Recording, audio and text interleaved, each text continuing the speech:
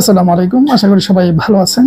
প্রত্যেকেই ইচ্ছা থাকে যে ভাই পাওয়ারফুল জবগুলো কোনগুলো, যেগুলোতে একটু পাওয়ার অ্যাপ্লাই করা যায়, সেই জবগুলো যদি বলতেন। আসলে বর্তমানে যে কোনো একটা জব হলেই হয়, গভর্নমেন্ট জবের এত ক্রাইসিস, কিন্তু তারপরে মানুষের চাহিদার তো শেষ নেই। তো সেই জায়গা থেকে 8টি জবের কথা বলি। নাম্বার 1, বিসিএসের কিছু কিছু না অধিকাংশ ক্যাডার, যেমন পুলিশ বলেন, ট্যাক্স বলেন, তারপর কাস্টমস বলেন, প্রশাসন বলেন, এই ক্যাডারগুলো।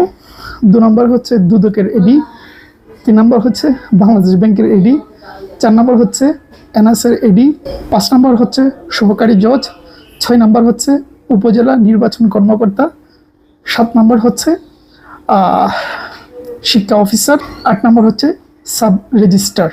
ঠিক আছে, চিন্তা করলে হয়তো আরও কিছু জব বের হবে, কিন্তু আমার দৃষ্টিতে এগুলোই অনেকটা উপরে থাকবে। কেন এগুলো পাওয়ারফুল আমি বলি, এই পদগুলো প্রায় অধিকাংশই গেজেটেডভুক্ত এবং প্রথম শ্রেণীর পদ। এটা হচ্ছে একটা প্রথম কারণ। 2 নম্বর কারণ হচ্ছে সিদ্ধান্ত নেওয়ার ক্ষমতা। তাৎক্ষণিক বলেন আর পরিস্থিতির পরিপ্রেক্ষিতে বলেন, তাদেরকে সিদ্ধান্ত নেওয়ার ক্ষমতা অথরিটি দিয়ে রাখে, সুতরাং তারা ক্ষমতা অ্যাপ্লাই করতে পারে, সিদ্ধান্ত নিতে পারে। 3 নম্বর কারণ হচ্ছে সামাজিক মর্যাদা। অন্য যে কোনো জবের তুলনায় এগুলোর সামাজিক মর্যাদা অনেক বেশি। 4 নম্বর হচ্ছে নিরাপত্তা, আর্থিক সুবিধা, আজীবন পেনশন পায়। এই সব কিছু কারণে, মোটামুটি এই 4টা কারণে এই জবগুলো একটু উপরের দিকে থাকবে। কিন্তু ওই যে শুরুতেই বললাম, যে কোনো একটা জব হলেই হলো আলহামদুলিল্লাহ। গভর্নমেন্ট জব এখন সোনার হরিণের চেয়ে আরও বেশি, যেহেতু সামনে নতুন পে স্কেল আসবে, সুতরাং এটার ডিমান্ড আগের যে কোনো সময়ের তুলনায় বেড়ে যাবে। ভালো থাকবেন, সুস্থ থাকবেন।